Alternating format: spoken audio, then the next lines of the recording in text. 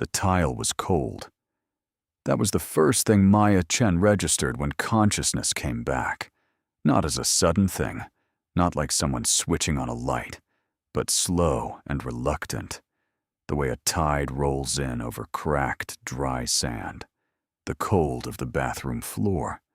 White hexagonal tiles, the kind that came standard in every apartment in this building, in every building like this one, in every neighborhood that had once been something and was now slowly becoming something else.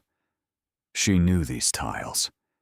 She'd cleaned them herself last Sunday, down on her hands and knees with a sponge and a bucket of Pine Sol, because that was what she did on her days off when the apartment started pressing in on her from every direction. She cleaned things. She straightened things. She made small orders out of the specific disorder of her life and called it living. She was lying on those tiles now, her cheek against the grout, her right arm pinned beneath her at an angle that her shoulder would punish her for later. The light above the sink was still on. She'd left it on when she'd gotten up at midnight to get a glass of water, before Remy came home, before everything. And it buzzed the way fluorescent things always buzzed, that particular frequency that lived just below the threshold of conscious irritation, the kind of sound you only noticed when you had nothing left to distract you from it. Her phone was 6 inches from her outstretched hand. She could see the cracked screen, the corner damaged from when she'd gone down, and it had gone with her. She'd been trying to reach it for what felt like a very long time. If you're already caught up in this story, hit that like button and subscribe. It takes 2 seconds, and it means the world to me. Drop a comment and tell me where in the world you're watching from. Now, let's get back to them. Her ribs were the problem. Specifically, the left side of her rib cage, where Remy's boot had connected twice in quick succession after she'd gone down. She was a nurse.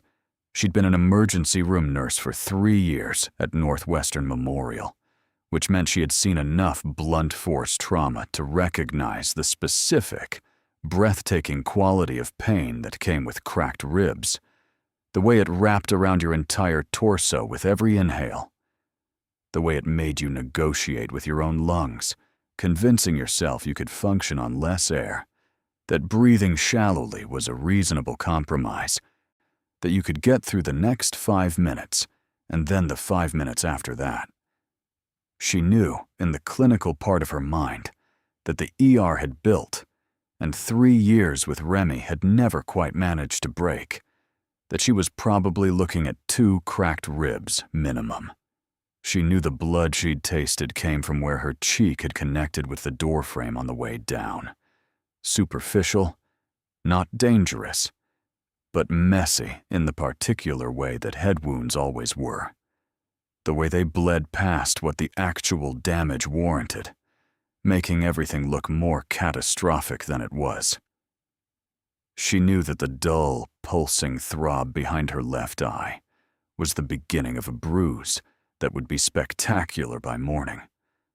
She knew all of this the way she knew everything about damage and healing and the human body's extraordinary capacity to absorb punishment. What she didn't know was how to stand up. Not couldn't, not physically impossible. It would hurt terribly, but she could do it. She was a person who did things that hurt terribly and kept going. That wasn't the problem. The problem was that every time she got close to trying, something in her simply didn't. Like a circuit breaker that had tripped one too many times and finally decided enough was enough. Her body had absorbed 3 years of this. 3 years of walking on glass, of making herself smaller and quieter and more carefully invisible, of waking up in the morning and taking stock. Where does it hurt? How do I cover it? How do I explain it? How do I get through today without making it worse? Tonight, lying on the bathroom floor, Maya Chen's body was done negotiating. So she reached for the phone instead, and her fingers found it on the second attempt. The screen lit up when she touched it, cracked but functional, and she blinked against the brightness. 2:17 a.m.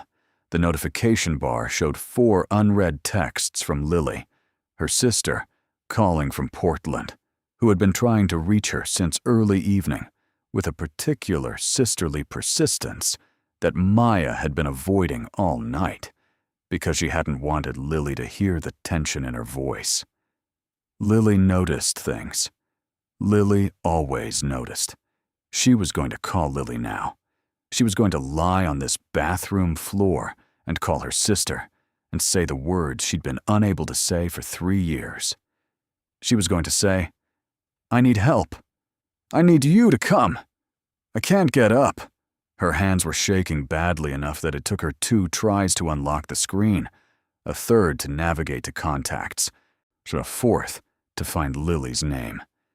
She'd updated Lily's number last month when Lily got a new phone, had typed it in herself, late at night, half asleep, squinting at the text Lily had sent with the new digits. She hit the call button. It rang twice, 3 times. Then a voice answered.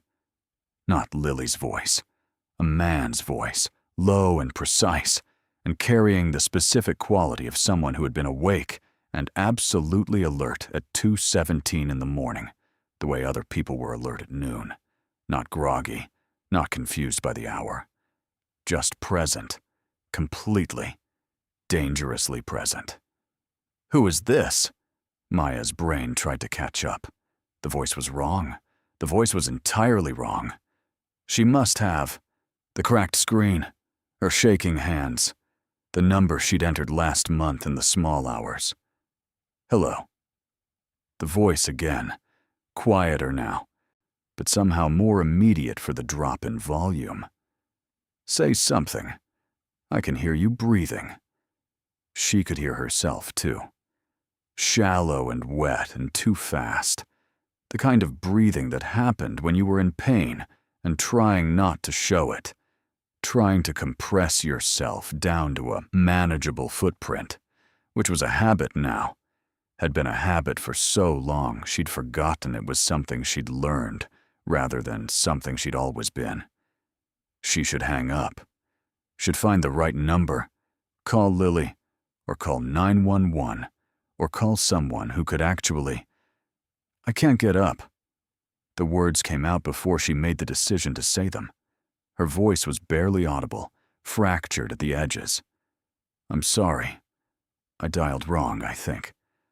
I'm sorry, I can't get up. A pause. Short, but not empty. Something happened in that pause. She couldn't have said what. I could only feel it the way you felt the air pressure change before a storm moved through. Are you injured? The question was clinical in its directness, stripped of any social softening. Not are you okay? Not what happened. Are you injured? A person asking for information, not comfort. Yes. Where are you? I don't want to. She stopped, breathed through the pain that came with speaking. I called the wrong number. I'm sorry. You're still on the phone. His voice hadn't changed at all.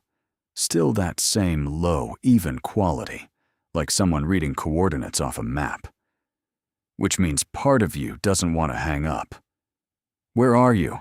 She told him. She didn't understand why she told him. Later, when she had more distance from the night, she would try to reconstruct the logic of it. The way pain strips away your usual defenses, maybe. The way crisis distills you down to your most instinctive self. All she knew in that moment was that the voice on the other end of a wrong number had asked where she was with the absolute certainty of someone who intended to do something about the answer. And she had been 38 minutes on a bathroom floor, and she was done. She gave him her address, the building, the apartment number. Don't move, he said. Not a suggestion. I'll be there in 20 minutes. He hung up before she could tell him not to bother. Maya lay on the tile and looked at the ceiling and tried to figure out what had just happened. Somewhere in the building, a door slammed. A television murmured through the wall. The city outside her window made its usual sounds: traffic, distance, and the occasional siren carrying its own compressed emergency across the dark. She'd moved to Chicago 3 years ago, following Remy, who'd had opportunity here. She'd left everything familiar for a city that had never quite decided to accept her. She thought about Remy, about where he'd gone when he left. He had places he went when he needed to let his anger metabolize. A bar 3 blocks south, a friend's apartment across the river. He'd come back calmer, wearing a different face. He always came back. That was the thing about Remy. He always came back. She had met Remy Torres 2 weeks after arriving in Chicago, at a building orientation for new residents of the complex where she'd found a place to live. He'd been charming in the specific way of people who'd learned that charm was useful, attentive without being overwhelming, funny without trying too hard, able to make her feel, in the space of a single conversation, like she was the most interesting person in the room. She'd been 25, new to the city, still raw from the goodbye she'd made to her parents, who hadn't understood why she was leaving, hadn't understood the need to go somewhere no one knew her name, and build something entirely her own. Remy had seemed to understand. Or he'd said he did. He'd said all the right things about independence and ambition, and the particular loneliness of starting over somewhere new. He'd had a way of reflecting back exactly what she needed to hear, which she hadn't recognized as skill at the time, had taken it for empathy, for genuine perception, for the particular miracle of a person who actually saw you. She'd been so hungry to be seen. She hadn't understood yet how dangerous that hunger was in the wrong hands. The first year had been good, not perfect. She wasn't naive about that, wasn't trying to mythologize something that had also contained ordinary friction and the inevitable adjustments that came with getting close enough to someone for the shine to wear off. But good. He'd made her laugh. He'd shown her the city. He'd sat with her in the hospital break room at 3 a.m. during a brutal stretch of night shifts and brought terrible vending machine coffee and told her she was extraordinary. And she'd believed him because she'd needed someone to believe her extraordinary, and he'd been there offering it. The shift had been slow, gradual enough that she hadn't been able to identify the moment it began, couldn't point to a specific day and say, there. That's where the good thing ended. It happened in accumulations. A comment that left a mark, a flare of temper that he apologized for so thoroughly she felt guilty for noticing. The first time he told her the skirt she was wearing was inappropriate and would make her co-workers think things about her, and she'd changed it because it was easier than the argument. The first time he locked her phone and said he just needed to know she was safe. He just needed to know who she was talking to, because he loved her so much it made him crazy. Didn't she understand what it was like to love someone that much? She understood now, just not in the way he meant. By the second year, she'd stopped seeing most of her friends from work, women she'd liked, women who'd asked questions she hadn't wanted to answer, who'd noticed things and made the noticing visible in ways she couldn't afford. By the third, she'd missed her cousin's wedding and 2 separate calls from Lily that she'd let go to voicemail because Remy was in the room and she couldn't speak freely, and the performance of a normal phone call was too exhausting when everything had to be managed so carefully. The apartment that had once felt like the beginning of something had started feeling like the only place she existed, and existing in it required constant calibration, constant management of the temperature of things. She'd gotten very good at it. Good enough that most days she could almost convince herself this was just life. That all relationships had this quality of walking carefully. That the tension was just intimacy misread. The cracked ribs said otherwise. She had not called anyone when it happened tonight.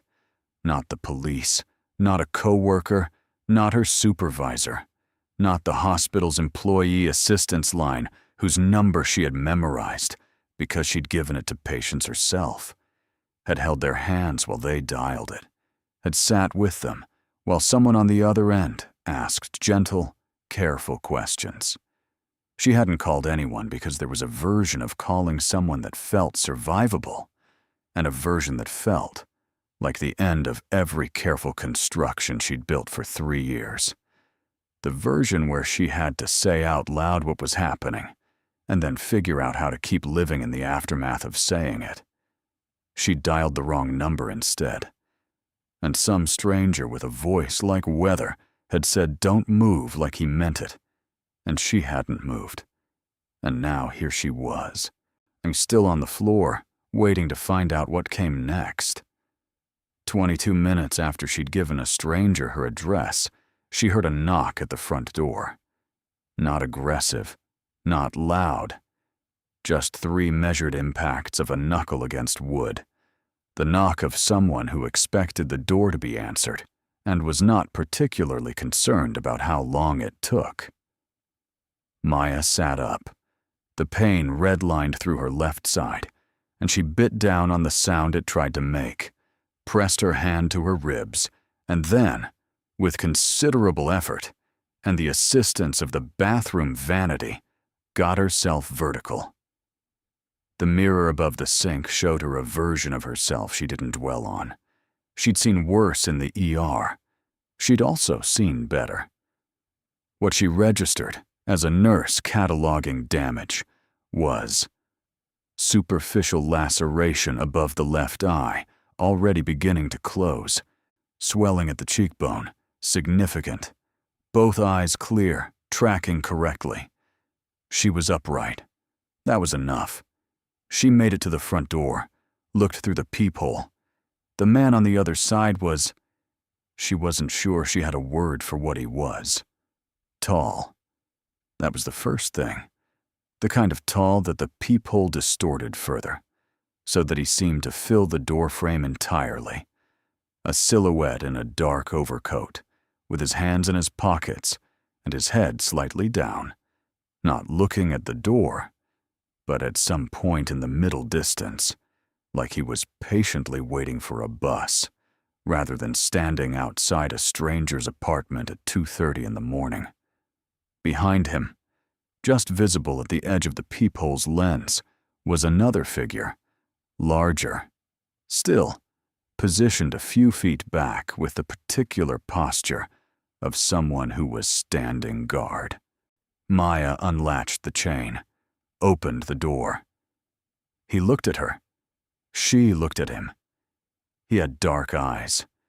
She registered that before the angular jaw, or the silver threading through dark hair at his temples, or the quality of stillness that seemed to radiate off him like weather. Dark eyes that assessed her face and her posture, and the way she was holding her left arm, and registered all of it without apparent reaction, which somehow made it worse. She was used to people either flinching from visible damage or overcrowding it with concern. This man did neither. He simply looked and catalogued and waited. "You called the wrong number," he said. "Yes. I came anyway. I noticed." His gaze moved past her, a single sweep of the apartment that lasted maybe 2 seconds, taking in the overturned chair near the kitchen, or the glass that had rolled under the table and not broken, the bathroom light still bleeding into the hallway. Then he looked at her again. "Who did this to you?" The question landed flat and direct, and without the particular quality that men sometimes used when asking about violence done to women.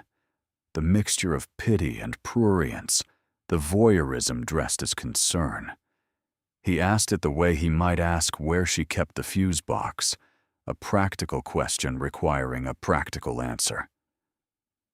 "My boyfriend," she said. And it was the first time she'd said that out loud.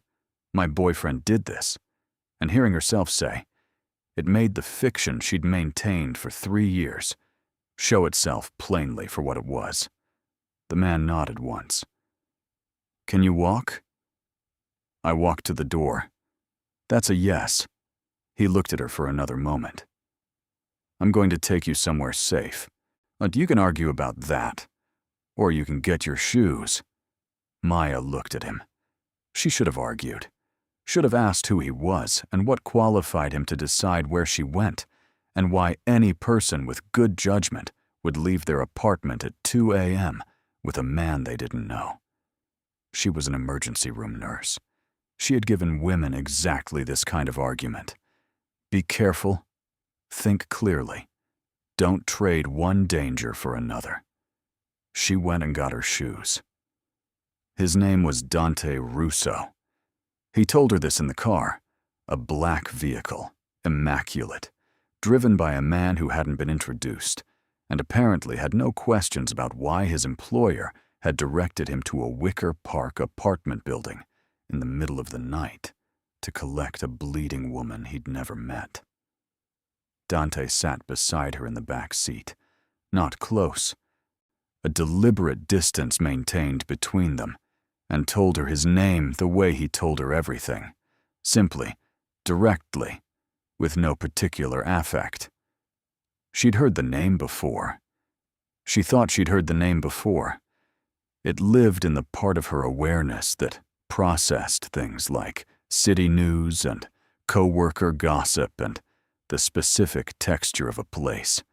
Chicago's particular architecture of power, the families, and the figures that operated just below the surface of its official life. She'd heard his name the way you heard a lot of things in the ER, mentioned in passing, attached to someone who'd come in with a specific kind of damage, referenced in conversations that stopped when the wrong person walked into the room. "Dante Russo," she repeated. "Yes." She thought about what that meant. Thought about it for a moment, looking at her hands in her lap, the scrapes on her knuckles from catching herself on the tile, the nail on her left ring finger broken down to the quick. "You're dangerous," she said. He didn't deny it. "Yes." "And I got in the car anyway." "You did?" She didn't have an answer for that. Or she did, and it was the same answer for everything tonight. That she'd been on the floor for 38 minutes, and some part of her had made a calculation that the known danger was survivable, and the unknown danger was at least different. And different was the only thing she'd wanted for 3 years. The city moved past the windows in the particular way it moved at 2 in the morning, emptied of its daytime performance, stripped down to its structural bones. She watched it and didn't speak, and Dante didn't speak, and the silence between them had a quality she'd almost forgotten existed, the kind that didn't require management. The place he took her was not what she expected. She'd been imagining something stark, a safe house, an office, something that communicated the practical nature of what was happening here. Instead, she found herself in an apartment that occupied the entire top floor of a building she didn't know, all clean lines and controlled beauty, with windows that looked out over the city like it was a painting someone had commissioned specifically for this room. The furniture was expensive in the way that didn't announce itself, that simply existed in the register of things that cost more than she'd earned in the last year, and didn't care whether you noticed. A woman met them at the elevator, 50s, silver hair pulled back, to wearing the expression of someone who'd been briefed already and wasn't surprised by anything. "Catalina," Dante said. This is Maya. She needs a doctor. Doctor's on his way, Catalina said, and her voice had the warmth that Dante's didn't, or perhaps that he'd learned not to lead with. She looked at Maya with the particular directness of a woman who dealt with damage before and wasn't going to flinch from it. Let's get you sitting down. The doctor arrived within 15 minutes. He introduced himself simply as Hector, had the hands of someone who'd stitched wounds in places that didn't have hospitals, and confirmed 2 cracked ribs, a hairline fracture in Maya's left cheekbone that he said would heal without intervention, and a concussion, mild but real. He wrapped her ribs with the efficiency of practice, cleaned the cut above her eye, held up fingers for her to count, asked what day it was. Wednesday, she said. Then, Thursday now, I suppose. Good. He closed his bag. Ice on the cheek every 20 minutes. Don't sleep alone tonight. Questions? You call. He gave Catalina a card, not Maya, which struck her as strange, and then immediately didn't. Dante reappeared after Hector left, suit jacket gone, standing in the doorway of the room where Catalina had settled her on a long couch with ice and a blanket and a cup of tea that tasted expensive. He looked at her for a moment without saying anything. You should sleep, he said finally. I'm not tired. She was extraordinarily tired. Who is Catalina? She manages the household. She'll be here if you need anything. And you?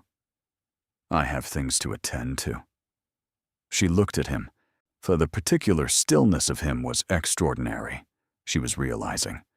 Not the stillness of a person at rest, but the stillness of a person who had learned to conserve themselves, who had decided at some point that movement was a resource not to be wasted.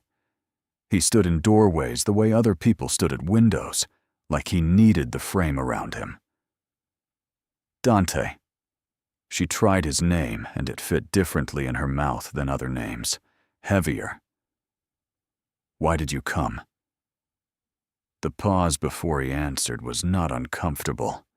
It had the quality of someone actually considering the question rather than reaching for the closest available response.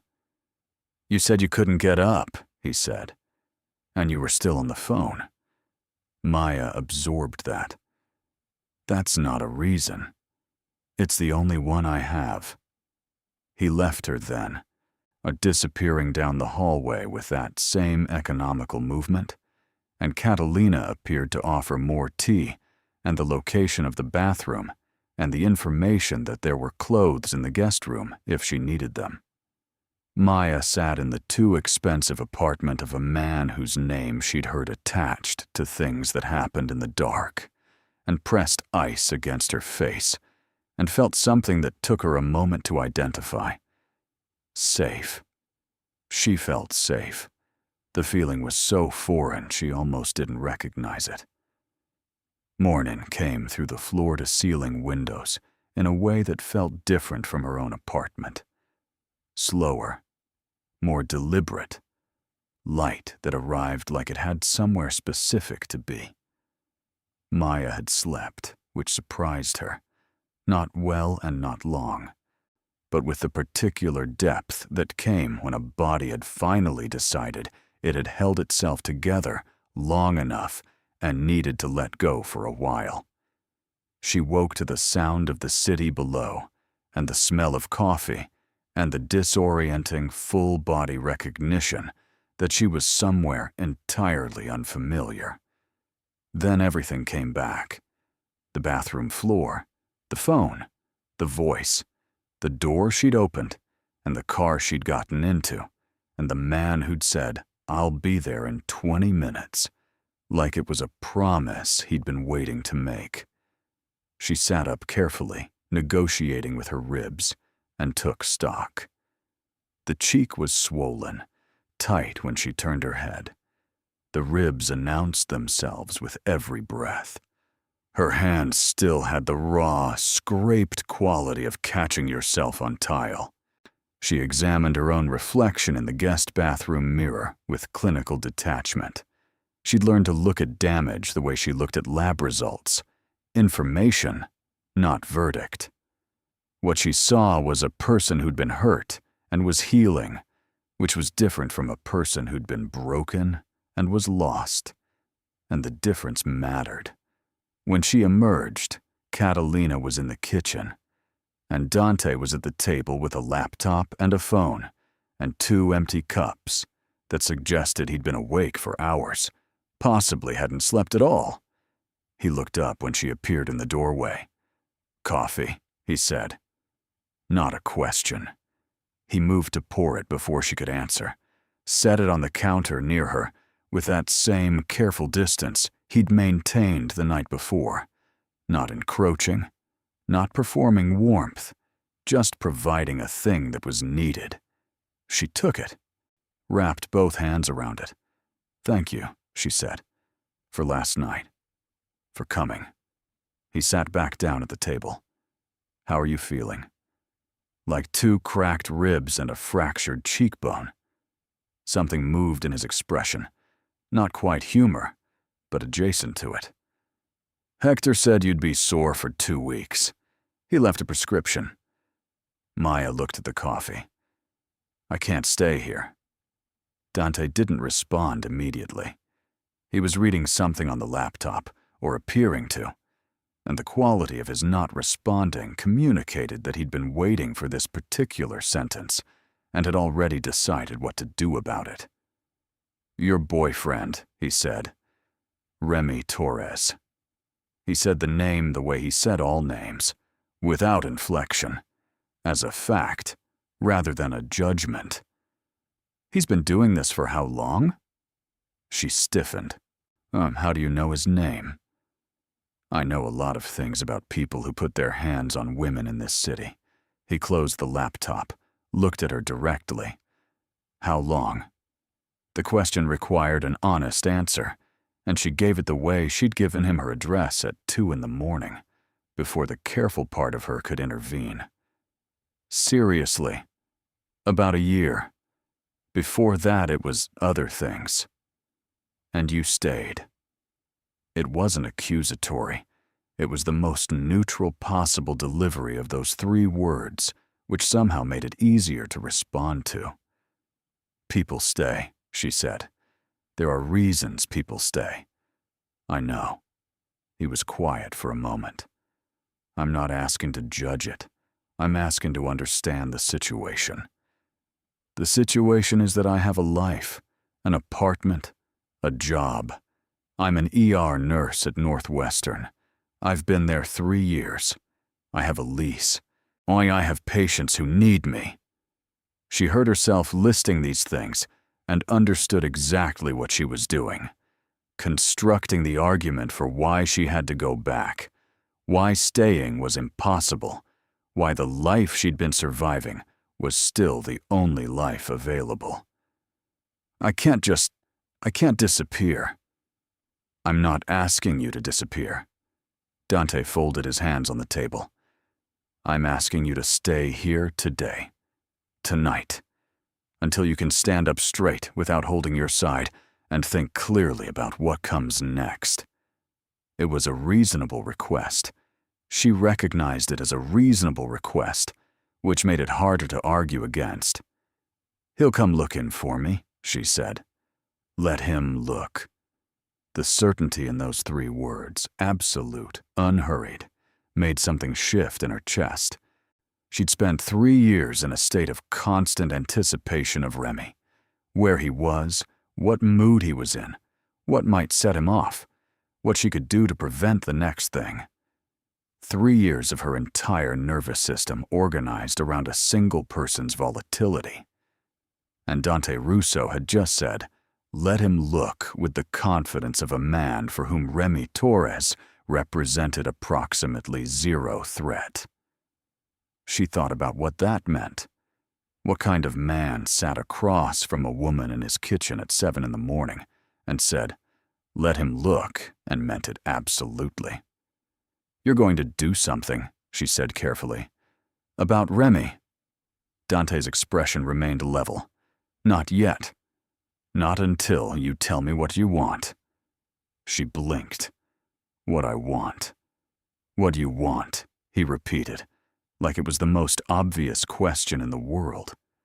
Not what's practical, not what's easiest, what you actually want. Maya held the coffee cup and looked at him, and felt, for a disorienting moment, the full weight of how long it had been since anyone had asked her that. She stayed. She told herself it was temporary. She told herself she would call Lily once the swelling in her face had gone down enough that the call wouldn't be its own emergency. She told herself she would contact her supervisor to ask for a few days' leave. She had PTO she'd barely touched, 3 years of night shifts and overtime and showing up early, and that she would use those days to figure out what came next. What she didn't tell herself was why she felt, for the first time in 3 years, like she could breathe at a normal depth. But Catalina came and went through the morning with the quiet efficiency of someone who'd learned to be useful without being intrusive. She brought medication, food, the information that there was a library down the hall if Maya wanted something to read. She didn't ask questions, which Maya was grateful for, and she didn't offer the particular brand of sympathetic commentary that required responses, which she was even more grateful for. Maya found the guest room and laid down, not sleeping but resting, staring at a ceiling that was a different color than her own ceiling and listening to the city below. She thought about Remy, about the apartment, her books, her plants, the coffee maker she'd saved for and bought herself last year that Remy had never once acknowledged. She thought about what it would mean to not go back. She had been in the ER the night a woman came in with 3 broken fingers and a ruptured eardrum, and she had sat with that woman while the paperwork was processed and held her hand and said, "You don't have to go back." The woman had looked at her with the particular expression of someone hearing something both completely obvious and completely impossible, and Maya had felt even then the inadequacy of the sentence.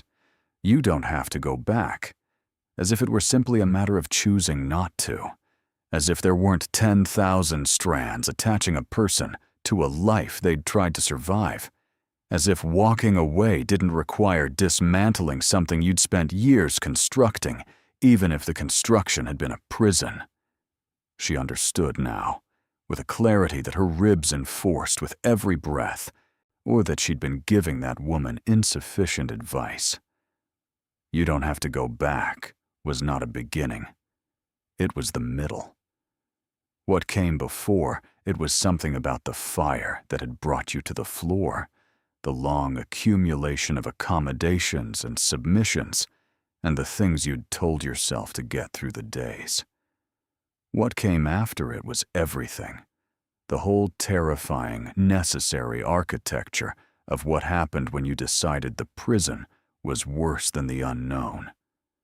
She was 31 years old. She'd spent 3 of those years disappearing by degrees. She had a sister who'd been calling her for 2 years, with increasing frequency, who'd left a voicemail 6 months ago that Maya had listened to twice and then deleted because it had said, quietly and without accusation, "Maya, I'm worried. I don't know what's happening, but something's different, and I'm here. Whenever you're ready, I'm just here." She had a mother who FaceTimed every Sunday and accepted every performance of normalcy without comment, either believing it or choosing not to dislodge it. Maya had never been sure which. She had co-workers who'd learned not to ask about the makeup, the concealer applied in the hospital bathroom on the mornings after the worst nights. She had cracked ribs and a fractured cheekbone, and she was in a stranger's apartment at 11 in the morning on a Thursday in November, and she had no idea what came next. She thought, maybe next is what comes after the middle of the sentence. Dante came back in the early afternoon. She heard him before she saw him, footsteps in the hallway, the low register of a brief exchange with Catalina, and a door opening and closing somewhere. Then he appeared in the doorway of the guest room, looking at her with those dark, assessing eyes. And something in his expression had the quality of a man who'd spent the morning learning things he'd been looking for. "There's something you should know," he said. She pushed herself upright against the headboard, waited. "Remy Torres went to your apartment building this morning, spoke to 3 of your neighbors, asking if they'd seen you leave. Told one of them you'd had an accident and he was worried." Dante's voice remained level. "He's also called your phone 11 times. I'm told you have it silenced." She'd been aware of the buzzing and had chosen not to look at it. "He's not actually worried," she said. "No." Dante moved into the room, not far, just enough to settle against the wall near the window, arms crossed, regarding her with that patient stillness. "He's looking. There's a difference." The word looking made her stomach tighten. She knew what Remy looked like when he was looking. The particular focused quality of his attention when it turned to finding.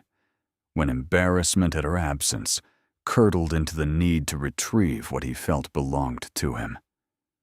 "He'll go to the hospital," she said. "He knows my schedule. Your supervisor at Northwestern has been informed that you're taking emergency medical leave. Your union representative is aware. As of this morning, Remy Torres has been told that you are not there, and that hospital policy prevents any confirmation of your whereabouts." Maya stared at him. "Boy, how did you—" "I know people. That's not an answer. It's the accurate one." He looked at her steadily. "You told me you had a job you'd worked hard for, and patients who needed you. I made sure keeping you safe here doesn't cost you that." She was quiet for a long moment, processing the fact that while she'd been lying in this room thinking about the middle of sentences, Dante Russo had been quietly dismantling Remy's ability to track her. "You didn't ask me," she said. "No. You should have asked me." Something shifted in his expression, a fractional acknowledgement, the slight adjustment of someone who understood they'd made an error and was accounting for it without defensiveness. "You're right. I should have." He uncrossed his arms, the first loose gesture she'd seen from him. "I'm asking now, if it matters. Do you want me to undo it?" She thought about Remy at the hospital, his voice, the specific texture of his charm when he was in retrieval mode, all concern and apology, the warmth he turned on and off like a switch. She thought about her supervisor, who was a woman who'd looked at Maya's makeup very carefully on 2 separate occasions, and hadn't said anything, but had looked. "No," she said. "Don't undo it." Dante nodded once. "There's one other thing."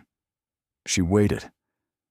"He'll figure out eventually that you're not at any of the obvious places. Not your sisters, not a colleague's, not a shelter. And when he does, he may try other avenues." Dante's voice hadn't changed, but something underneath it had shifted.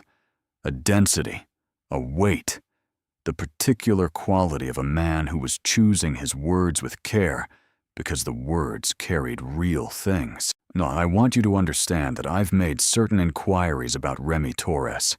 He has connections that make him feel more protected than he actually is.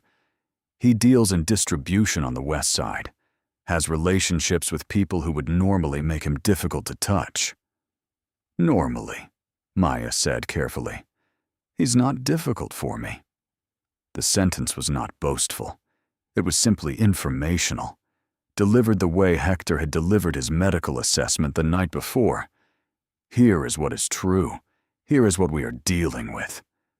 But it carried within it the full weight of what Dante Russo was, and what that meant. And Maya felt the weight of it settle over her, the way you feel a storm changing the pressure of the air long before it arrives. "What are you going to do?" she asked. Dante was quiet for a moment. When he spoke, it was with the deliberateness of someone choosing to give something real rather than something convenient. "Nothing yet," he said. "You just got here. You're hurt. You haven't made any decisions, not real ones. I'm not going to do anything that forecloses options you haven't had the chance to consider." He looked at her with those dark, even eyes. "But I want you to know what's available, so that when you choose, you're choosing with actual information." Maya looked at him. This man she hadn't known 24 hours ago. This man who had come to a stranger's apartment at 2 in the morning because she couldn't get up and had stayed on the phone. This man who managed violence with the precision of a surgeon and who had just told her he would wait until she was ready. "You're not what I expected," she said. "I'm Dante Russo. What did you expect?" She thought about it. Something less patient. Something crossed his face. Not quite a smile, the infrastructure of one. The suggestion of what a smile might look like if he allowed it to exist. "Patience is practical," he said. "Rushing things produces worse outcomes, not better." He pushed off the wall. "Catalina is making lunch. You should eat. Your body needs it." He left again. She listened to him go. Maya sat in the guest room and held her own hands in her lap, looked at the scrapes on her knuckles, the broken nail, the fine tremor that was fading now, slowly fading, and felt underneath the pain and the disorientation and the profound strangeness of the last 18 hours, something she hadn't felt in 3 years. The sense that she might be allowed to decide something, and that the decision might matter, and that the person across the hall was going to wait, actually wait, until she was ready to make it. Outside the windows, Chicago went about its afternoon without any particular awareness of what was happening 26 floors above it. The lake was gray in the November light, enormous and indifferent, the way large bodies of water were always indifferent, present for everything, invested in nothing. Maya watched it for a long time. She thought about the bathroom floor and the phone, and the wrong number that had somehow been exactly right. She thought about Remy, who was somewhere in the city looking for her, with that focused, angry attention she knew as well as she knew her own name. She thought about the voice that had said, "Don't move," like it was a promise. She pressed her hand flat against the cool glass of the window and breathed, deeper than she had in 3 years, deep enough that her ribs complained, and she let the pain be information rather than instruction. Let her lungs fill past the shallow compromise she'd been living on. And then she went to lunch. Lunch was soup, dark broth with something slow cooked in it that Maya ate without interrogating, because it was warm and her body needed warmth, and she had decided, somewhere between the guest room and the kitchen, to accept things without examining them for a while.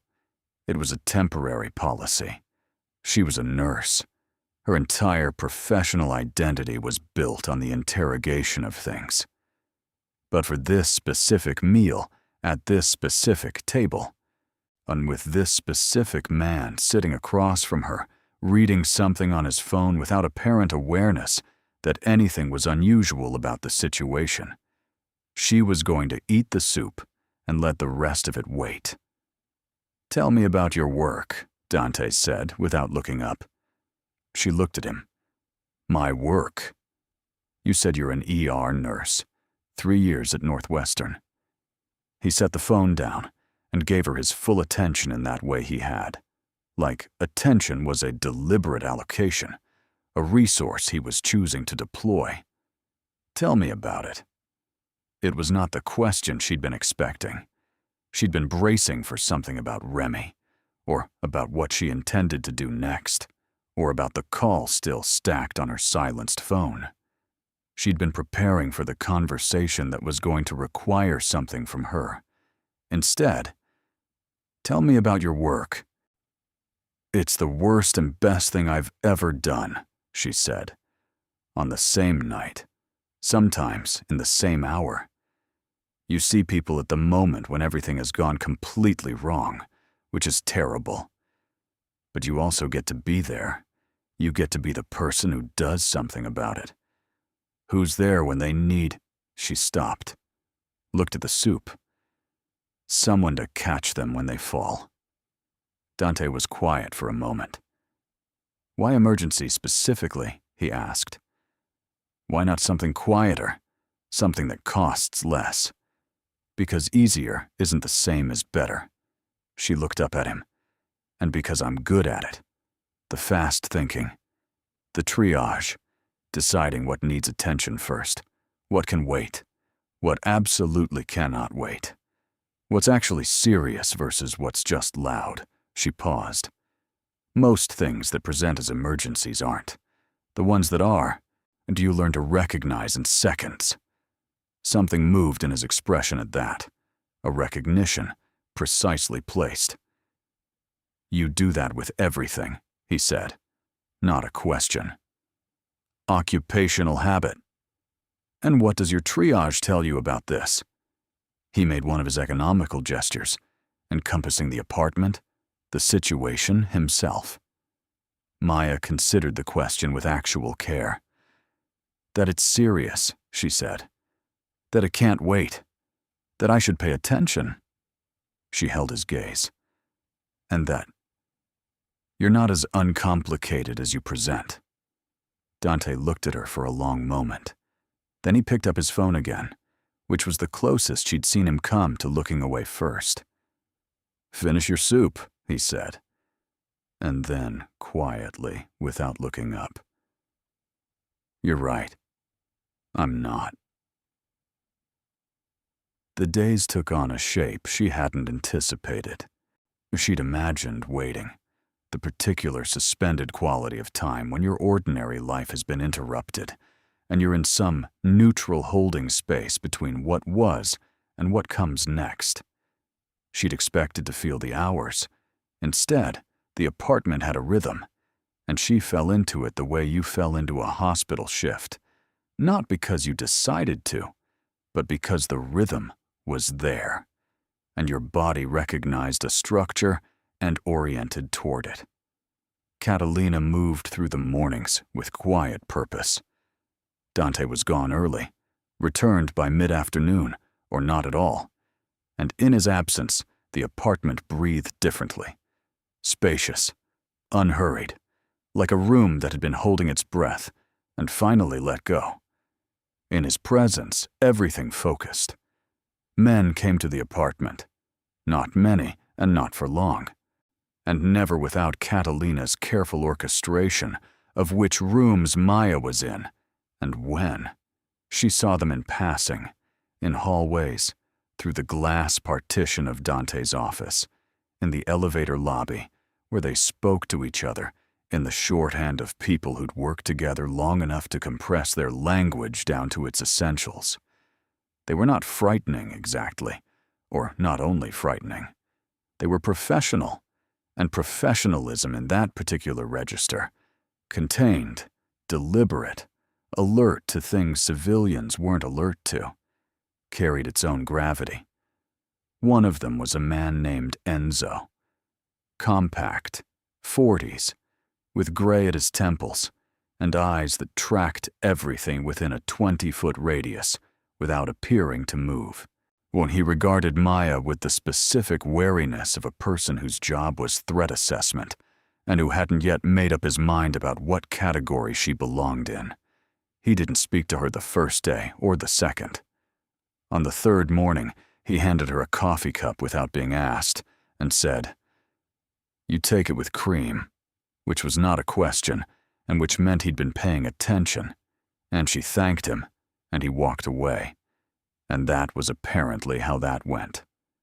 She called Lily on the second afternoon, sat on the balcony in a borrowed coat with the city spread out below her, and waited through the one ring before Lily picked up with the breathless urgency of someone who'd been carrying a phone for days.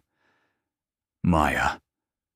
Just her name, but crammed full, with relief and fear and the particular quality of someone who'd been imagining worst-case scenarios and was now finding out which ones were true. "I'm okay," Maya said. "I need you to know that first. I'm okay." "You're not okay. What happened?" "Deb texted me. Your coworker, Deb. She said you'd taken emergency leave and no one knew where you were. And Remy had been calling the hospital asking." "I left him," Maya said. The words arrived in the world, and she heard how they sounded.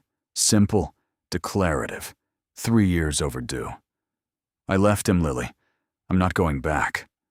Silence, the kind that was actually the absence of everything Lily had been ready to say. "Are you hurt?" "I was. I'm healing." "How bad?" Maya looked at the lake on the horizon, gray and vast and indifferent. "Cracked ribs. My cheek. Shows I've had a doctor." She heard Lily's breath catch, and then steady. Heard her sister make the decision to hold herself together, because falling apart wouldn't help Maya right now, and felt a rush of love for her so acute it almost hurt. "Where are you?" Lily asked. "I'm somewhere safe. I can't explain all of it right now, but I'm safe, and I'm being taken care of, and I need you to not come to Chicago." "Maya, please. I need you to trust me that this is the right thing. I'm going to figure out what comes next, and I will tell you everything when I can. But right now, the most helpful thing you can do is stay where you are, and let me handle this at my own pace." A long pause. "You sound different," Lily said finally.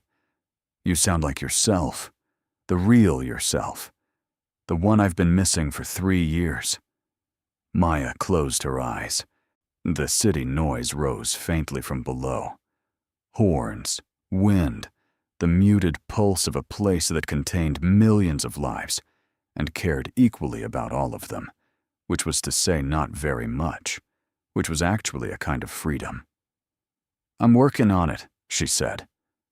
After she hung up, she sat on the balcony for a while without moving. The sky was doing something complicated in the west, the light going amber and then red at the edges where it met the lake, the kind of November sky that presented itself like a painting nobody asked for and couldn't look away from anyway. "Your sister?" Dante's voice from the doorway behind her. "Yes." He came out to stand beside her at the railing. Not close. That careful distance he maintained as a matter of discipline. He looked at the sky the way she'd been looking at it, with the attention of someone for whom looking at things was actual practice rather than just something that happened while you were thinking about something else. "She wanted to come," Maya said. "I talked her out of it." "Was that what you wanted? For her not to come?" Maya thought about it honestly.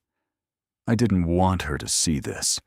I didn't want her to have to figure out what to do with this."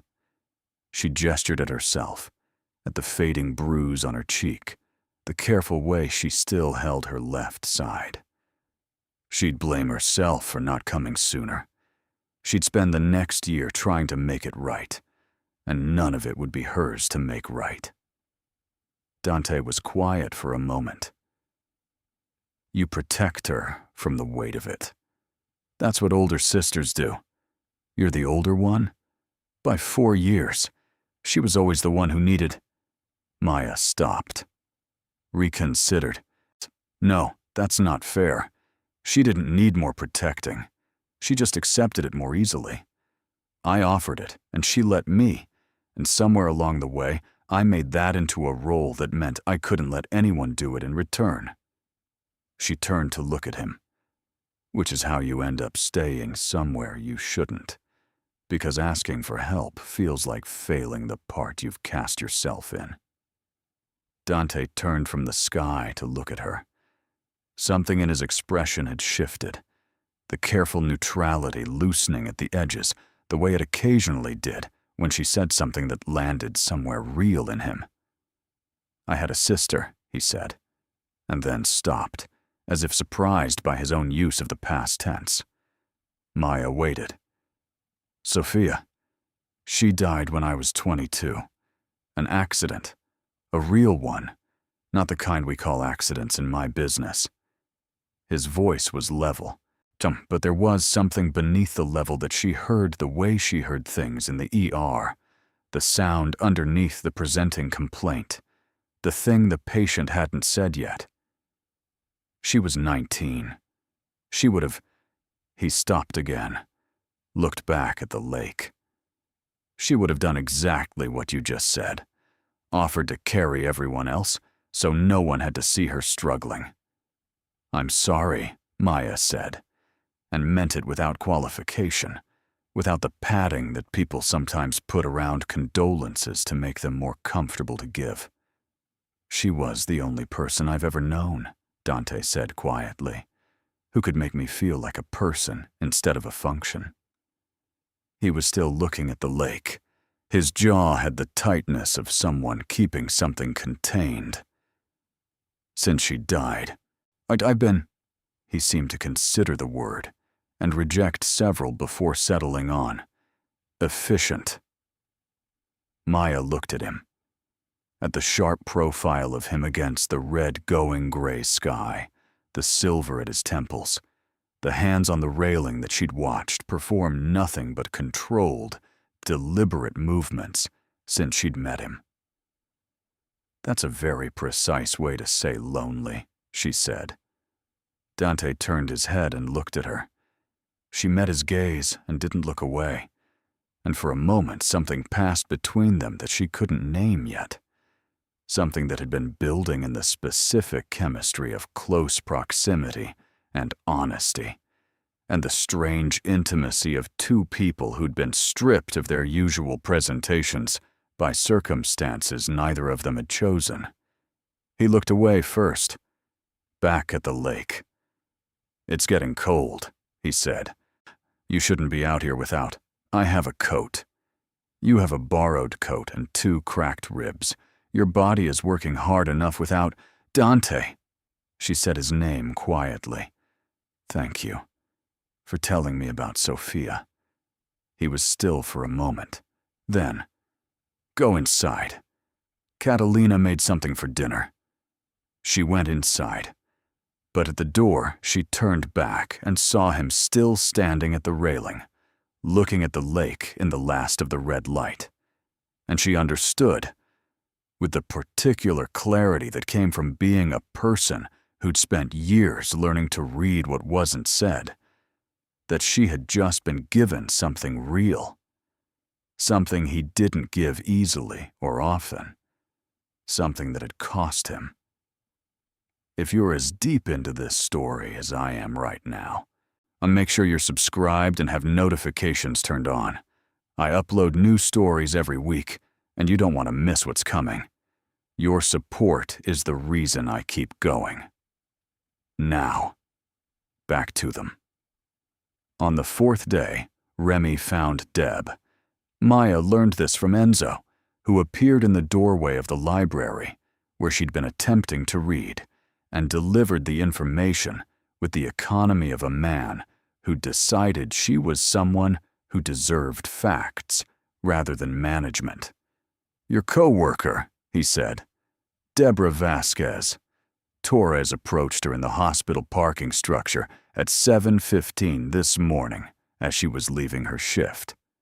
Maya's hands went still on the book. "Is she all right?" "She's shaken. He didn't touch her." "But he made." Enzo chose the word carefully. Implications. About what it would mean for her if she was helping you hide. About how people who interfered in private matters between a man and his girlfriend tended to have trouble they hadn't anticipated. The book went onto the chair beside her. Maya stood. He threatened her. In the manner of someone who knows how to threaten without saying anything that could be repeated to law enforcement. Yes. She thought about Deb, who was 53 years old, who'd been a nurse for 28 years, who brought homemade food to the break room every Friday, and had covered Maya's shifts twice without being asked, and had looked at Maya's carefully applied concealer one morning 18 months ago, and said, very quietly, "You know my door is always open," and had never pushed when Maya said she was fine, but had also never stopped leaving the door open. Deb, who had nothing to do with this, who was entirely innocent of everything except kindness. "Where's Dante?" Maya asked. "His office." She found him at his desk, and from the way he looked up when she came in, with the alertness of someone who'd already been waiting for this particular arrival, she understood that Enzo had told him first. "He went after Deb," she said. "Yes." "She didn't do anything. She doesn't even know where I am." "I know." "Then why?" She stopped. She knew why. Because Remy had run out of direct approaches and had moved to the perimeter, to the people around her, to the levers he could pull. Because that was what Remy did when he couldn't get to the thing he felt was his. He found the things adjacent to it and applied pressure there instead. She'd lived inside that logic for 3 years. She recognized it from the inside. "He's escalating," she said. "Yes." Dante stood from the desk. He was wearing the same kind of dark, precise clothing he always wore, and the quality of attention he was giving her was the same as always, complete, unhurried. But underneath it she could feel something that hadn't been there before, a tightening, a decision being made. "What are you going to do?" she asked. "I'm going to make something clear," he said, "to people who need clarity." "What does that mean?" "It means that as of today, anyone who approaches you, your coworkers, your sister, or anyone connected to you, for any reason, with any intention, will understand that doing so is a conversation with me." He came around the desk, stopped a few feet from her. "And conversations with me have a very specific cost structure." Maya looked at him, at the absolute steadiness of his expression, the complete absence of bluster or performance in it. He wasn't threatening Remy to make himself feel powerful. He was stating a fact about the world as he intended to arrange it. "You're putting yourself between him and everyone I know," she said. "Yes. That's not a small thing. Dante, he has connections. He'll push back. He'll say I'm his, that I'm his girlfriend, that this is a domestic situation, that you have no standing to." "He can say whatever he wants," Dante said, with a patience that was more absolute than any anger she'd heard. "What he says has no bearing on what's true. What's true is that you are under my protection. What's true is that touching what is mine." He stopped. Something moved across his face, an awareness of the word he'd chosen and what it implied. He didn't retract it. "What's true is that there are no connections he has that I haven't already anticipated, and no move he can make that I haven't already countered. He is not a complicated problem, Maya. He is a frightened man who has mistaken cruelty for power, and those two things are not the same." The room was very quiet. The city beyond the windows made its muffled, distant sounds. Maya stood 4 feet from Dante Russo and heard what he'd said and what he hadn't said, The word mine sitting in the air between them like something that had been said out loud for the first time, but had existed before the saying, and felt the ground shift beneath her feet in a way that had nothing to do with fear. "Okay," she said. He looked at her. "Okay," she said again. "Do what you need to do." He nodded once, returned to the desk, but picked up his phone and made a call in Italian, brief and precise, and she stayed in the doorway long enough to hear her own name in the middle of it. Maya, said the way he said all things that mattered, like a fact about the universe that had simply been decided. Word moved through whatever network Dante operated, the way water moved through a structure, finding every channel, filling every space, arriving without announcement at precisely the place it needed to be. By evening, Enzo confirmed that 3 separate parties who moved in Remy's particular world had received communication. The communication was not violent. It didn't need to be. It simply named what was true. Maya Chen was under Dante Russo's protection, and anyone who involved themselves in attempting to locate, contact, or harm her would be treated as having chosen to involve themselves with Dante Russo, and the attendant consequences of that choice were well understood by anyone in a position to act on Remy's behalf.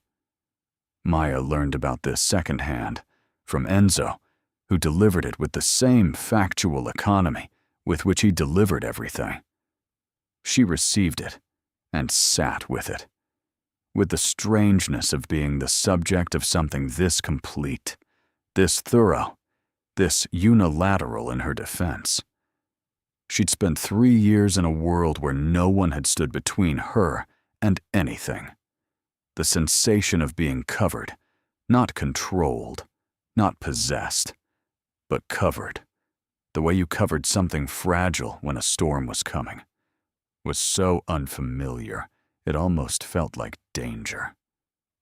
Almost. She was in the kitchen the next morning, attempting to be useful in the way that healed people often needed to be useful, making coffee, performing a small domestic act that proved the body was functional and the person inside it had not collapsed entirely into their own damage.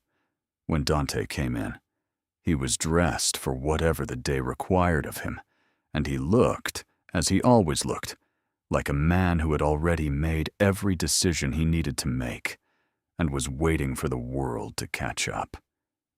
He stopped when he saw her at the coffee maker. Something in his expression shifted. She was beginning to catalog these shifts, the small adjustments his face made that substituted for the broader emotional vocabulary other people had. This one was something he hadn't expected, something he wasn't sure what to do with. "You don't have to do that," he said. "I know." She poured 2 cups and set one on the counter near his usual spot. "I wanted to." He sat down, took the cup, and they were quiet together in the early morning in a way that Maya, afterward, would think of as the moment when something changed. Not dramatically, not with announcement, but in the way that the light changed when a cloud moved. The same room, the same 2 people, and then suddenly a different quality to the air between them. "Deb is okay?" Maya asked. "She's been assigned a protective detail she isn't aware of. She'll be safe." "You're watching over my coworker." "I'm making sure Remy can't use her again." Maya wrapped her hands around her coffee cup. "You keep doing that." "Doing what?" "Finding the thing that would help and doing it before I ask." She looked at him. "Without making it feel like I owe you." Dante was quiet for a moment. "You don't owe me." "I know. That's what I'm saying. You never make it feel like I do." He looked at her with an expression she was starting to know, the one where he was weighing something, deciding how much of it to show. "My mother," he said finally. Spent 20 years in a marriage that made her feel like every kindness was a debt. My father was. He stopped. Chose. He was a man who kept meticulous accounts of everything he'd done for her and presented the bill whenever it suited him. Something in his jaw tightened. I watched her live inside that arithmetic for my entire childhood. The way she moved through our house, like she was calculating what things cost in real time. What it would cost to be too warm, too happy, too much herself on a given day. He looked at his coffee cup. She was the most careful person I've ever known, and the care was entirely a survival mechanism. And I have never wanted to make anyone feel that way in my life. Maya sat very still. She thought about the careful way she'd move through Remy's apartment, the specific, constant calibration of temperature and tone, and how much space she was allowed to take up. She thought about how long it had taken her to stop doing that, even here, in a place that had nothing to do with Remy. How long the body held on to its learned accommodations, even after the threat that produced them was gone. What happened to her? Maya asked. Your mother. She's alive, in Italy. She went back to her family when I was old enough to make sure she could do it safely, and she hasn't spoken to anyone in my father's world since. Dante looked up from the cup. She grows tomatoes, has a dog, reads in the afternoon. He paused, and something in the pause carried a weight she felt rather than heard. She's the happiest I've ever seen her. She calls me on Sundays. That's good, Maya said quietly, that she got out. She shouldn't have had to. Dante's voice remained level, but underneath the level was something old and very cold. She should have been. It shouldn't have required getting out. It should have never required getting out in the first place. He set down the coffee cup. I was too young for a long time, too small. By the time I wasn't, the damage was already substantial. Maya looked at him, at this man who ran a criminal empire with perfect precision, who spoke about violence the way other people spoke about weather, who had answered a wrong number call at 2 a.m. and come to a stranger's apartment and said, "Don't move like a promise," and saw, beneath all of it, an 8-year-old boy who had heard things through closed doors and been unable to do anything about them, and had spent every year since building the capacity to ensure he would never be that helpless again. You came when I called, she said, because of her. It wasn't accusatory. It was just the truth, laid flat between them. Partly, he said. And then, with the careful precision of a man who decided to be honest. Less so than I expected, the longer this has gone on. The kitchen was quiet. Catalina was not yet here. The apartment was theirs, and the morning was theirs. So in the honesty of the last 5 minutes sat between them like something that had been put down gently and couldn't be picked back up. Maya looked at her coffee cup. I need to go back to work eventually, she said. I need to figure out my apartment, my things, She exhaled carefully. My life is still out there. Remy is still in it. None of that is solved yet. No, Dante agreed. Not yet. Are you going to tell me how it gets solved? When you're ready to hear it. She looked up at him. I'm ready now. He told her over the next hour, with the same directness he applied to everything. Remy Torres was not simply a man with connections. He was a man who operated as a mid-level distributor for a supply chain that had, until recently, enjoyed a comfortable relationship with Dante's organization. A relationship of mutual non-interference, where Remy's people stayed on their side of certain lines, and Dante's people stayed on theirs, and everyone understood the map. He's been operating under the assumption, Dante said, that his professional adjacency to my organization gives him a certain latitude, that there are things he can do that will go unaddressed because addressing them would be complicated. He's been using your shadow to protect himself, Maya said. Without my knowledge or consent, yes. Something in Dante's expression went very precise. That's no longer the case. As of yesterday, the supply chain he connects to has been informed that Remy Torres is operating without any implied endorsement from my organization, and that any protection he believed he had in that regard has been formally revoked. Maya absorbed this. You cut him off.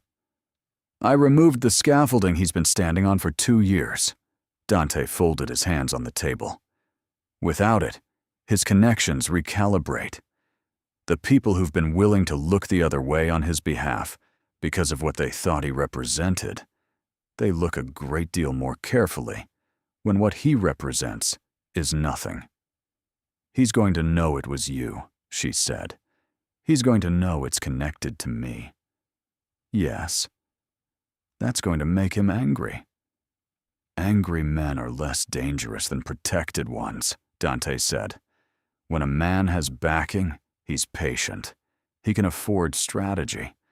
When you remove the backing, all he has left is temper, and temper makes mistakes. Maya thought about Remy's temper, about the specific quality of it, the way it built, the way it announced itself, or the way it always felt like weather you should have seen coming but somehow hadn't. He'll come for me directly, she said. When the other routes close, he'll try. The 2 words were not bravado. They were arithmetic. And when he does, Dante looked at her steadily. Then we have the conversation that ends this, on terms I control, in a situation I've prepared for. Not in a bathroom at 2 in the morning when you're alone. Not in a parking structure when your coworker is caught off guard. His dark eyes held hers with the unblinking certainty of someone who had spent a great deal of his life making certain that the ground he stood on was prepared before he needed to stand on it. On my terms, and his last. Maya was quiet for a long moment. Outside, the city had fully woken up. She could hear it even through the glass, so the volume of a Thursday in Chicago, the ordinary machinery of 1 million lives going about their business with magnificent indifference to what was being decided in this kitchen. You've done this before, she said. This specific thing. Protected someone. Not like this. He said it without elaboration, which was its own kind of elaboration. What's different? He considered her for a moment.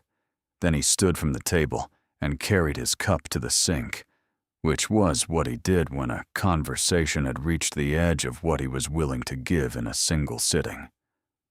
I'll let you know, he said, when I've decided how to answer that.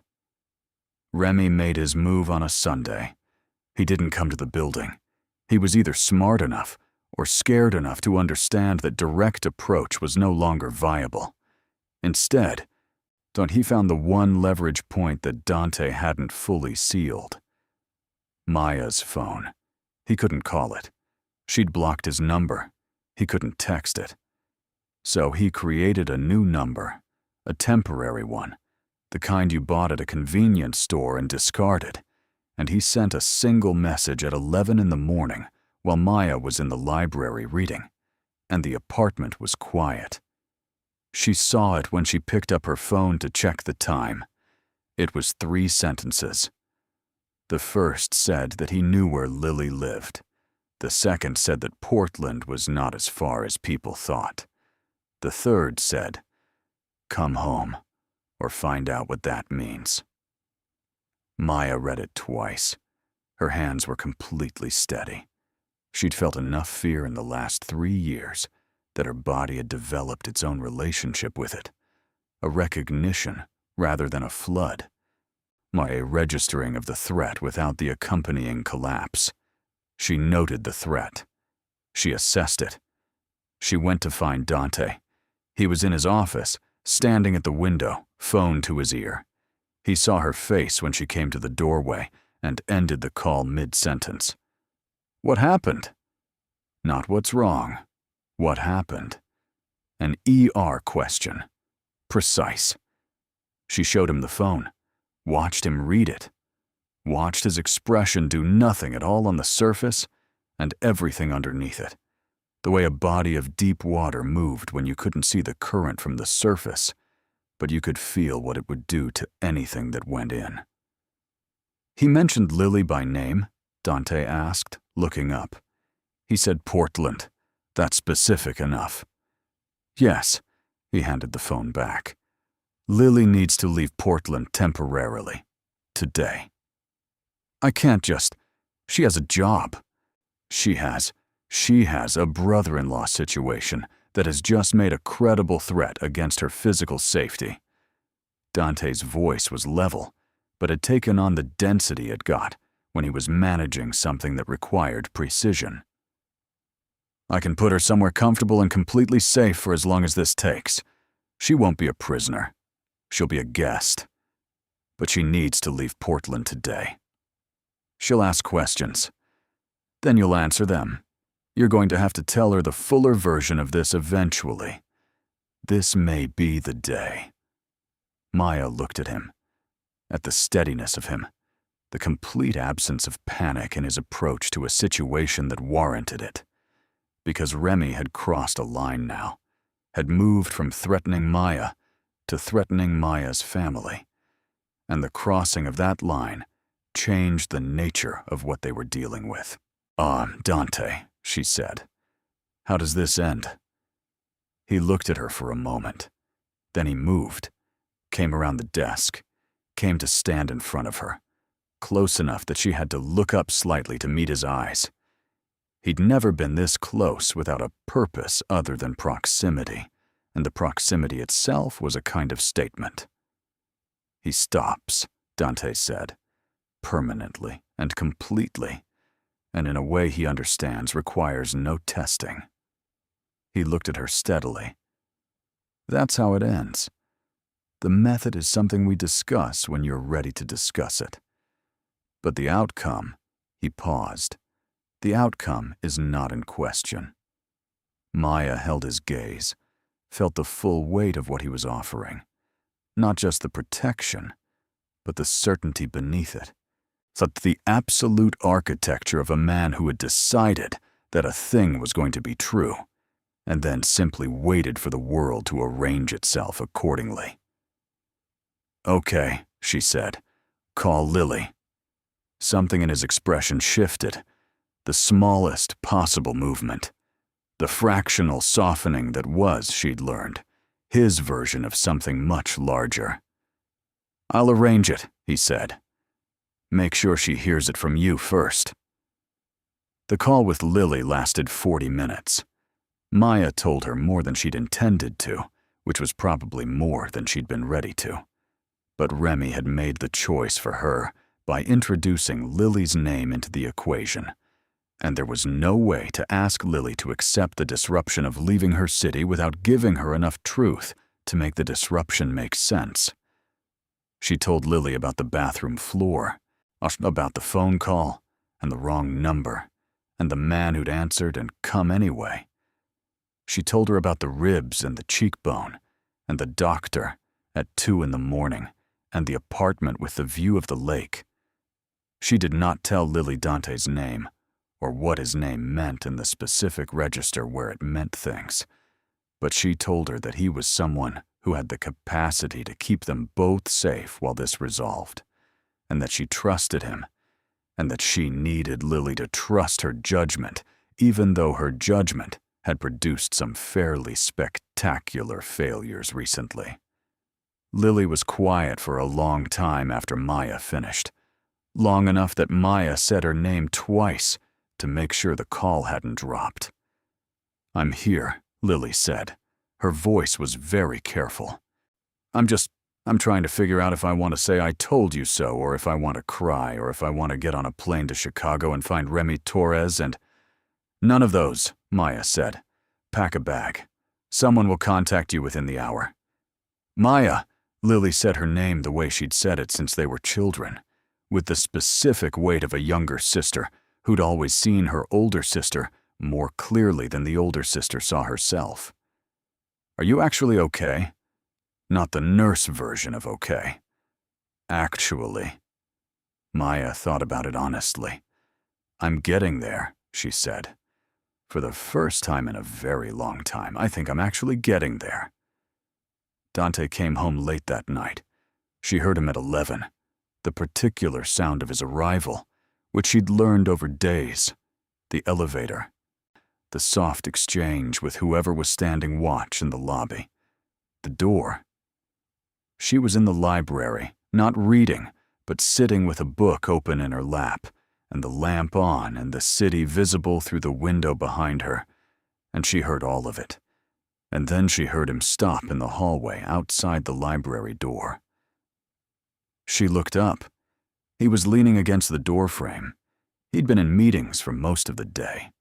She'd seen him leave in the morning, and he hadn't come back for lunch, which was unusual. And whatever the meetings had required of him was visible now in the held quality of his shoulders, the careful way he was standing, the darkness around his eyes that was different from tiredness. So it was the darkness of someone who'd spent 12 hours being exactly what the world required of him, and was now in the only place where that performance had an end. She said nothing, set the book aside, looked at him. Lily arrived safely, he said. The house in Lake Geneva. Enzo's sister is staying with her. Thank you. He nodded. Didn't move from the doorway. What happened today? Maya asked. Not what did you do. What happened? His language, his register. Negotiations, he said. Some of them productive. And the others? Less so. He pushed off the doorframe, came into the room, which he rarely did, usually stayed at its threshold, preserved that careful distance. He went to the window and stood with his back to her, looking at the city below, and she watched the set of his shoulders and understood that something was sitting on him that he hadn't yet found a place for. There is a man, Dante said to the window, who has been doing business in this city for 15 years, under the belief that certain courtesies would always be extended to him. That his relationship with the people he works with is a permanent condition rather than a renewable one. A pause. Today, I had a conversation with him about the difference between those two things. He didn't receive it well. Is he a threat? Not to you. To the organization, potentially. It requires managing. And you're the only one who manages it. I'm the one responsible for it. He turned from the window. In the lamplight, with his jacket off and his expression stripped of its daytime precision, he looked, not vulnerable, no, that wasn't quite the word, accessible, as if the controlled exterior had relaxed enough to show the shape of the person underneath it. Maya stood up from the chair. She crossed the room, not all the way, but enough, and stood close to him in the lamplight, with the city behind him, and the book she hadn't been reading on the chair behind her. What do you need? She asked. Right now. Not for the organization.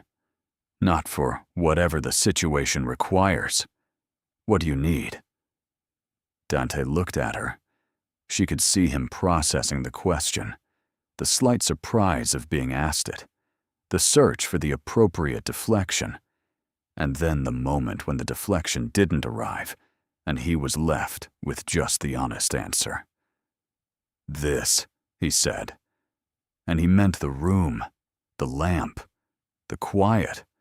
Her standing here, asking him a question no one else thought to ask.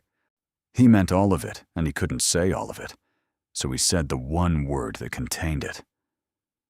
Maya reached out and put her hand on his arm. Not his hand. His arm, above the elbow.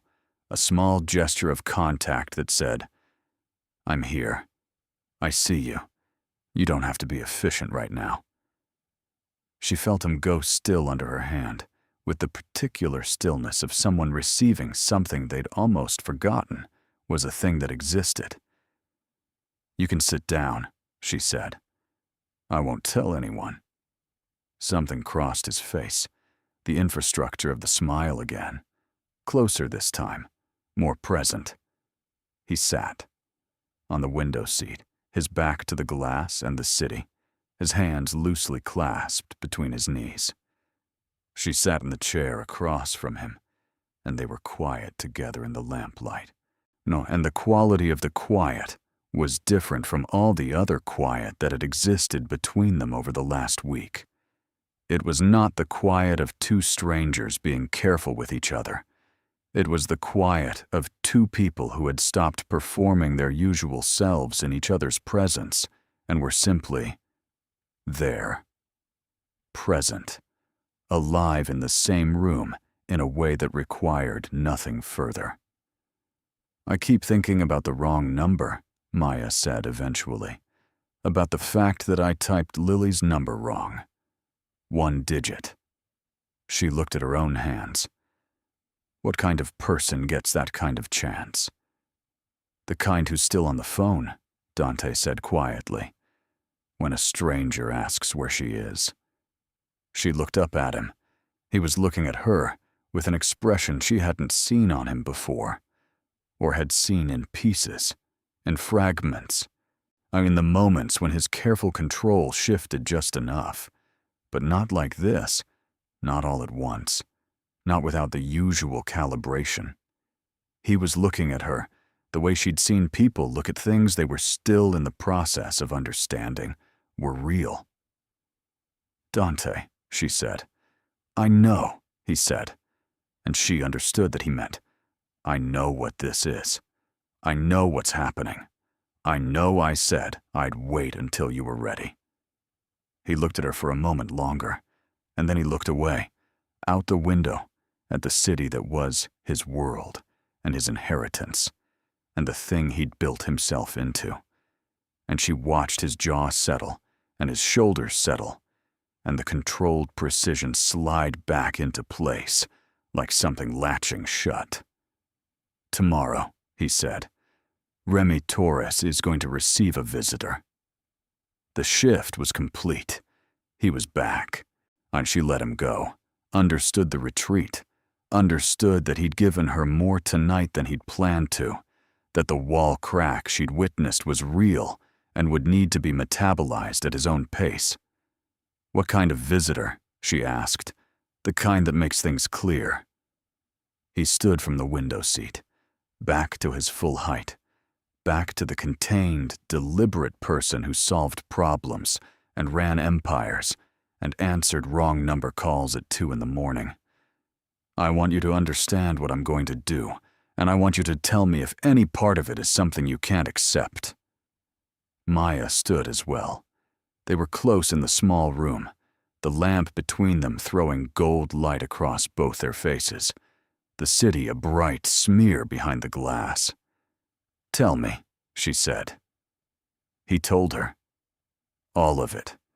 The specific shape of the intervention he'd planned, the message that would be delivered, the terms Remy would be offered, and what would happen if Remy was foolish enough to refuse them. He told her with the same precise honesty he'd applied to everything since the night she'd arrived here, and she listened without flinching. And when he finished, she was quiet for a moment, turning it over, taking its measure. "Is there a version of this," she said carefully, "where he just stops? Where he takes the terms and understands they're final and never comes near anyone I love again?" "Yes."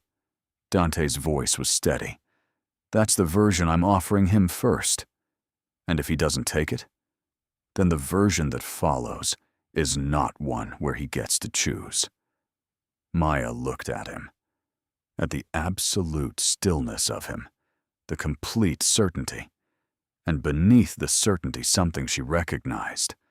Not rage, and nothing as simple as rage, but the specific coldness of a person who had decided that the suffering of someone they cared about was a line that would not be allowed to continue, and who had the capacity to enforce that decision. "He hurt Deb," she said quietly. "He threatened Lily.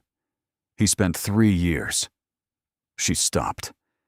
"He needs to understand that those things have a consequence that he cannot manage or charm his way out of." "He will," Dante said. "I promise you that.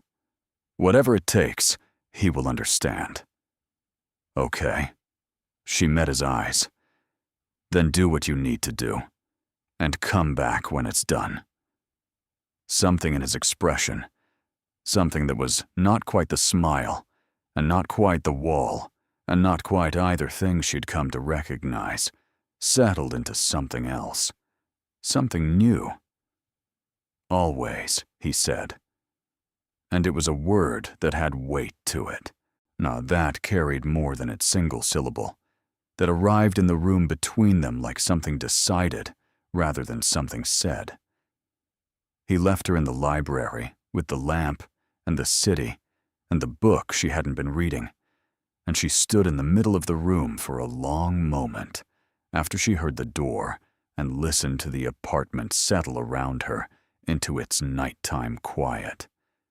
She had not been looking for this, had not walked into this apartment 6 days ago with any intention beyond survival, had not had any bandwidth for anything beyond the immediate, the practical, the next breath, and the one after it.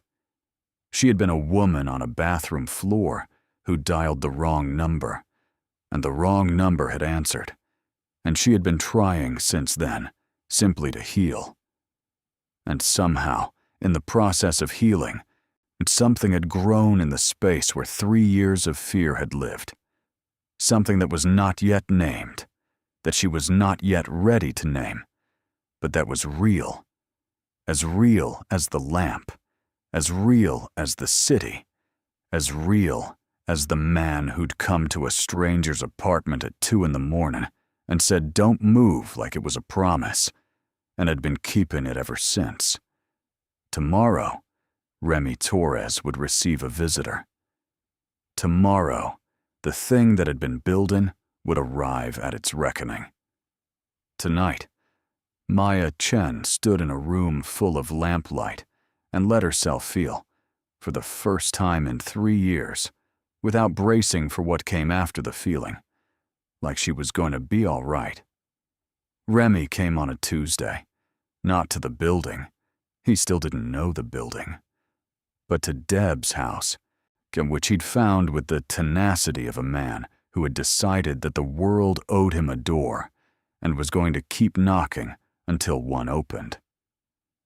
He arrived at 6 in the morning, before Deb's shift, before the neighborhood was fully awake, and he stood on her front porch and rang the bell, and then knocked, and then rang again. He didn't touch her. He'd learned that lesson, or seemed to have. Seemed to understand that physical contact left marks that could be documented, that the rules of evidence had not entirely disappeared from his world, even as the other scaffolding fell away.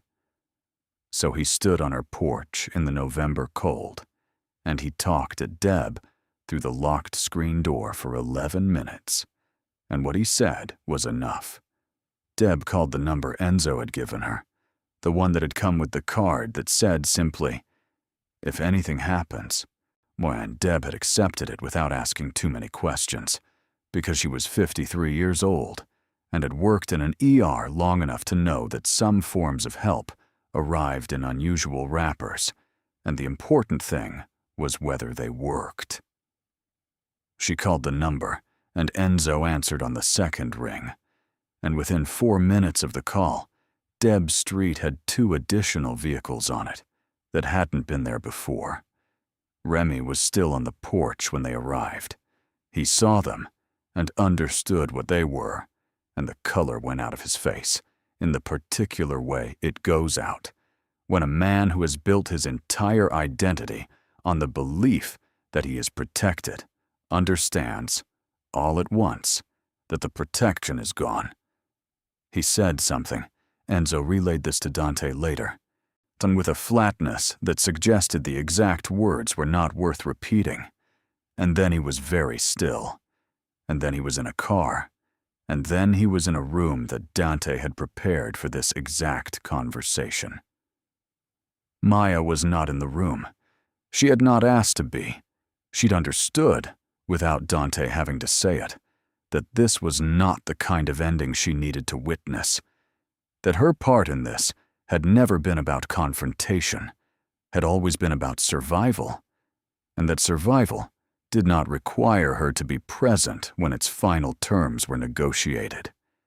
She waited in the apartment with Catalina, and the city spread below, and she drank coffee, and she did not pace, which cost her something, and she waited. What happened in that room took 40 minutes. She never learned all of it, never asked for all of it, which was its own kind of growth. The understanding that knowing every detail was not the same as being safe, and that she was allowed to choose which truth she carried. What she learned, when Dante came home in the early afternoon, with no blood on him, and nothing different in his expression except a specific quality of completion, was this. Remy Torres had been presented with the full accounting of what he'd done. Not an accusation, an accounting. Everything documented, everything dated, everything laid out in the particular language of consequences rather than judgment. He'd been shown what the next several years of his life would look like if he chose to continue in his current direction. The supply chain permanently closed. His remaining connections dissolved one by one, and a specific set of information delivered to law enforcement that would make the question of Remy's professional future very brief and very bleak. He'd been shown the alternative, every city in the world that wasn't Chicago, a life he was free to construct somewhere else, and the absolute certainty that Maya Chen would never hear his name again. He'd chosen the alternative, not gracefully, not with the dignity that would have required him to be a different person than he was. But he'd chosen it, which was the only thing that mattered. "It's done?" Maya asked, when Dante finished telling her. "It's done." She was standing at the kitchen counter. She put both hands flat on it, and looked at the surface, and breathed. One breath, deep enough that her ribs registered it, deep enough that she felt the full capacity of her lungs, with the full remarkable fact of being able to fill them without pain, managing the depth. Then she looked up. "Deb is all right?" "Deb is already at work. She's been checked on twice this morning. She'll be checked on for as long as is necessary. And Lily can come home whenever she's ready.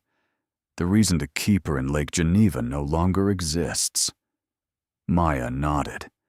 She was processing it, the way you processed the end of something that had been so constant, it had started to seem like a permanent condition of the world. 3 years of Remy, 3 years of the specific gravity of him, the way his presence had organized everything else around it, the way his absence now felt like a weight being lifted so gradually she hadn't noticed until the final increment came off, and suddenly the room was different. Lighter. Hers. "Thank you," she said. "Oh, you don't have to." "I know I don't have to." She met his eyes. "I want to. There's a difference." She let that land. Let him hear his own language return to him. The distinction he'd drawn the first night between owing and choosing. "Thank you, Dante.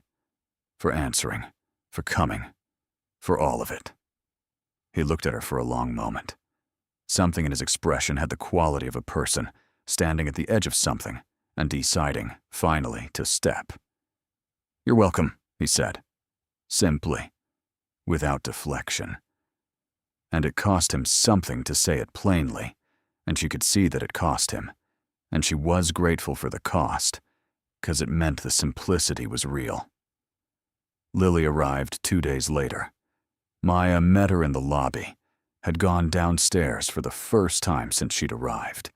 Had taken the elevator down with Enzo at a respectful distance, and stepped out into the marble lobby of a building she'd been living in for 11 days without seeing its ground floor, and had waited by the entrance with her hands in her pockets.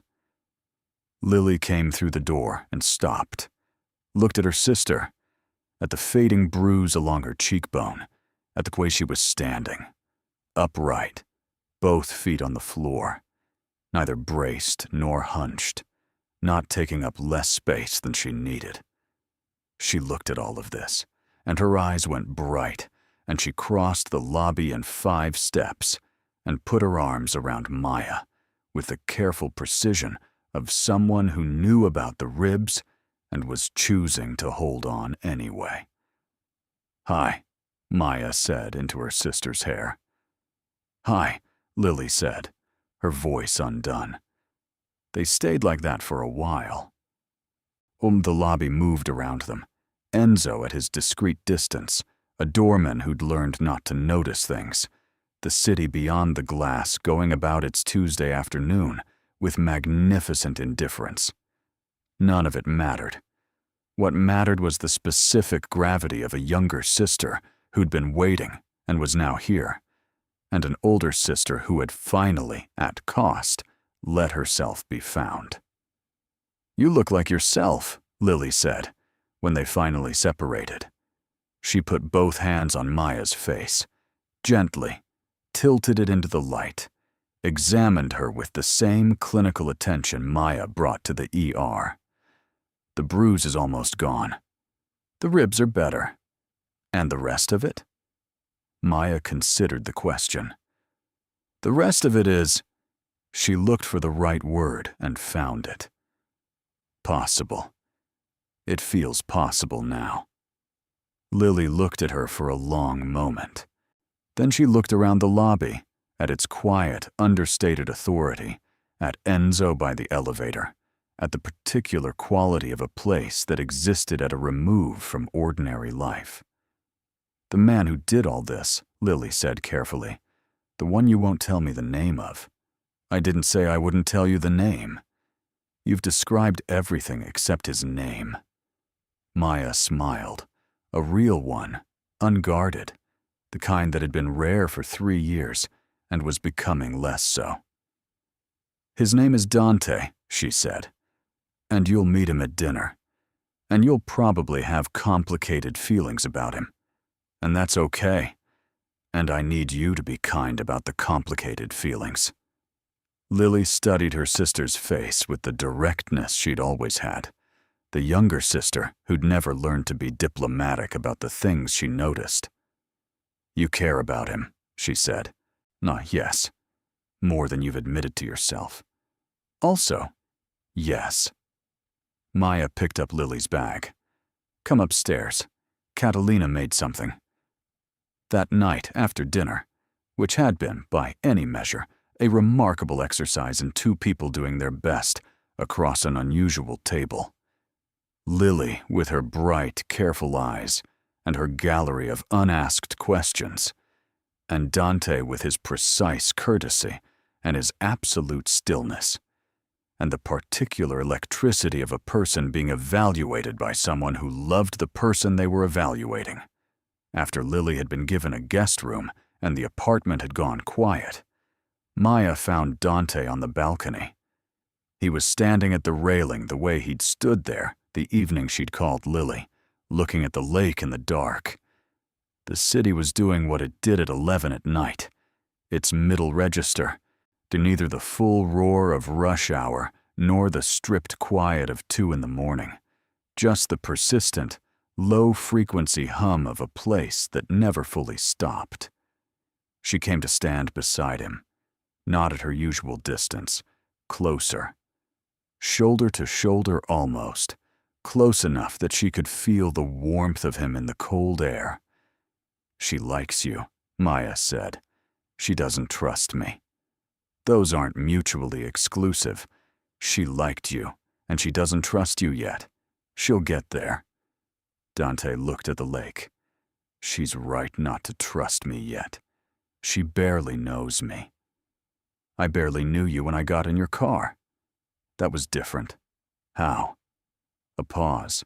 The wind came off the water and moved through the space between them, and neither of them moved away from it. "You were in pain," he said. "You needed." The risk calculation was different. Well, you had less to lose by trusting a stranger than by not trusting anyone. "And now?" Maya asked. "Now that I'm not on a bathroom floor, now that I'm healed enough to think clearly and choose carefully and do all the things you're supposed to do before you trust someone." She looked at his profile. "Now, what does the risk calculation say?" Dante was quiet for a long moment. The lake reflected the city back at itself in the dark. All that light, doubled and shimmering. The city and its own reflection coexisting on the surface of something deep and cold and real. "I'm not a good calculation," he said. "I am what I am. I do what I do. There are parts of this."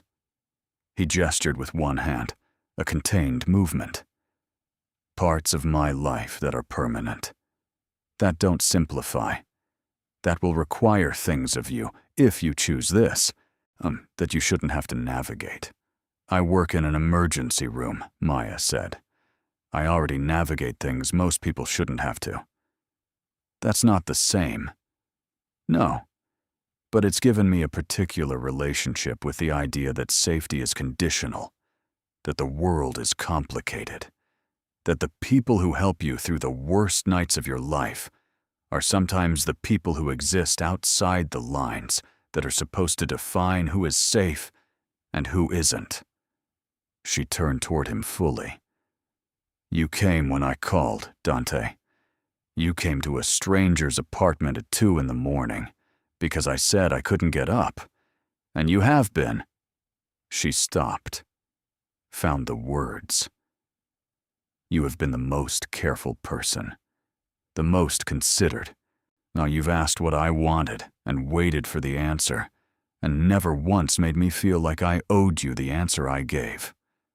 I told you. You don't owe." "I know." She reached up and put her hand against his jaw, the way she'd reached for his arm in the library. A deliberate contact, a chosen thing. He went still under her hand, with that same quality of stillness she'd felt before, the stillness of someone receiving something they'd stopped expecting to receive. "I know I don't owe you anything. That's the whole point. You gave me things, safety, time, space to become myself again. And you gave them without a ledger, without a price." She felt the line of his jaw under her palm, the slight roughness of it, the warmth. "I'm not a wrong number anymore, Dante. I'm a person who is standing here making a choice. And I'm choosing this. I'm choosing you, not because I'm on a bathroom floor and you're the only option. Because you are exactly who I would choose if I had every option in the world." He turned his head, slowly, until his eyes met hers. And she saw in them, past the precision and the control and the careful management of what he allowed to show, something raw and real and very quiet, the way things that are true tend to be quiet, having no need to announce themselves. "I don't know how to do this carefully," he said. "I know how to do most things carefully.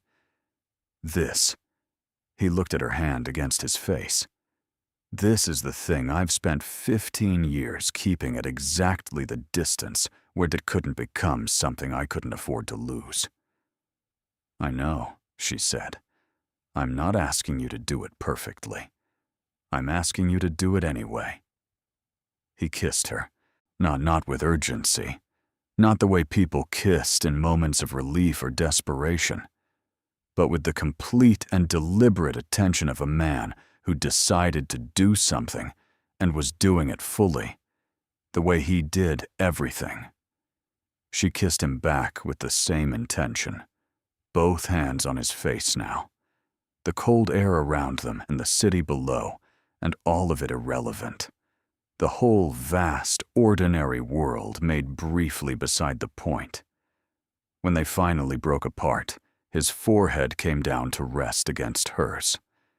He was breathing unevenly, which was the first time she'd seen any disruption in his physical control, and she found it. Not amusing, not powerful, but tender. Deeply, unexpectedly tender. "I don't lose things gracefully," he said quietly. "If you decide this was a mistake, if you need to go back to your life and have it be ordinary, stop." She pulled back enough to look at him. "Stop preparing for the ending. We haven't had the beginning yet." Something in his expression broke open, gently, like a window being raised rather than a door being forced. He looked at her the way she'd seen him look at the lake, with the attention of someone for whom looking at things was actual practice. But it was different now. It was her he was looking at. Just her. "Okay," he said. And it was the simplest word she'd ever heard him say. Maya went back to the ER 3 weeks later. Her ribs had healed to the point where bending and lifting were possible. Her cheekbone had settled back into its usual architecture, and her supervisor had called personally to say her position was waiting, and her colleagues had been asking about her, and there was no rush, but whenever she was ready. She was ready. She went back on a Tuesday night shift, which was what she'd always worked, and she walked through the sliding doors into the controlled chaos of the place she'd chosen 3 years ago for the specific reason that it required her to be entirely present, entirely useful, entirely herself. And the smell of it hit her. That particular ER smell, antiseptic and coffee, and the particular tension of a place where things happened fast. And she felt something slot back into place inside her that she hadn't realized was missing until it returned. Deb found her at the nurse's station at 11 that night, in a break between patients, and handed her a coffee without comment and stood beside her at the counter. And they were quiet together for a moment, the way people were quiet who'd been through something together without quite being in the same room for it.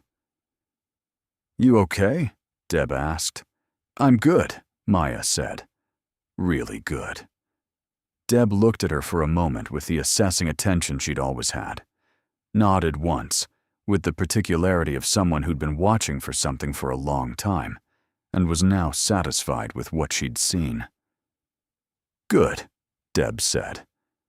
And that was all, which was exactly enough. Here's what I want you to understand about Maya Chen, because I think the ending of a story like this, a story about a woman who hit a floor and a man who answered when she called, only means what it's supposed to mean if you understand the whole of who she was. That she was not a woman who needed saving. That's the thing people get wrong about stories like hers.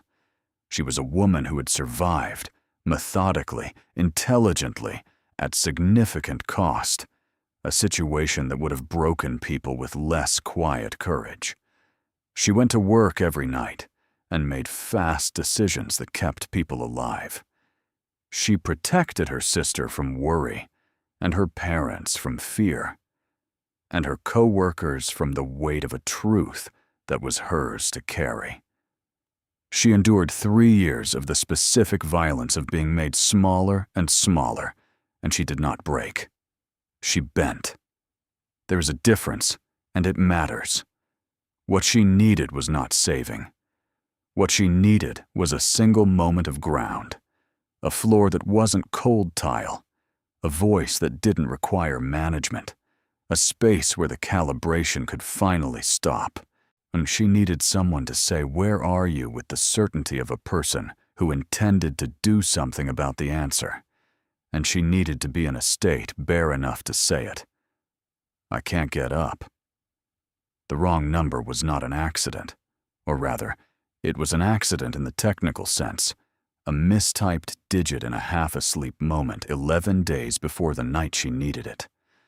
But the staying on the phone wasn't an accident. The telling him her address wasn't an accident. The getting in the car, the letting Catalina bring her soup, the sitting across from a man who asked what she wanted and actually waited for the answer. None of that was accident. That was Maya Chen making choices in the only register available to her in that moment. Imperfect, exhausted, in pain, and still choosing. That's what courage looks like when it's real. Not the dramatic version, the quiet one, the one that happens on bathroom floors at 2 in the morning when nobody's watching. And Dante Russo, who had spent 15 years building an empire to ensure he would never be that 8-year-old boy again, helpless behind a closed door, absorbing the sounds of someone being made smaller. Dante Russo heard a wrong number stranger say, "I can't get up," and something in him that had been very carefully sealed for a very long time recognized what that cost her. Not the words, the staying on the phone after the words, waiting to find out if the stranger on the other end would be someone who did something about the answer. He did something about the answer. That's where their story began. Not with design or intention, or the recognition of two people who were made for each other. It began with a wrong number and a cold floor, and the particular courage of a woman who'd been bent for 3 years and finally said, "Enough." And the particular mercy of a man whose business was power, and who used every piece of it, in this single case, to give a stranger back to herself. 6 months later, Maya moved the last of her things, the books, the coffee maker she'd saved for and bought herself, the small accumulations of a life being reclaimed, into an apartment that was theirs. Not his, not the place she'd been staying. Theirs. She painted the bedroom a color that had nothing to do with anyone else's preferences. She put her books on the shelves in the order she liked. She left the kitchen the way she left kitchens, which was not the way Catalina left kitchens. And Dante observed this and said nothing, which was a form of love.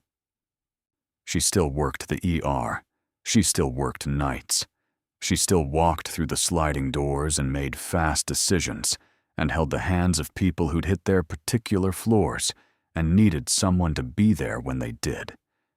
She was better at it now, more patient with the part of her that couldn't fix everything, more honest with the part of her patience that needed truth rather than comfort.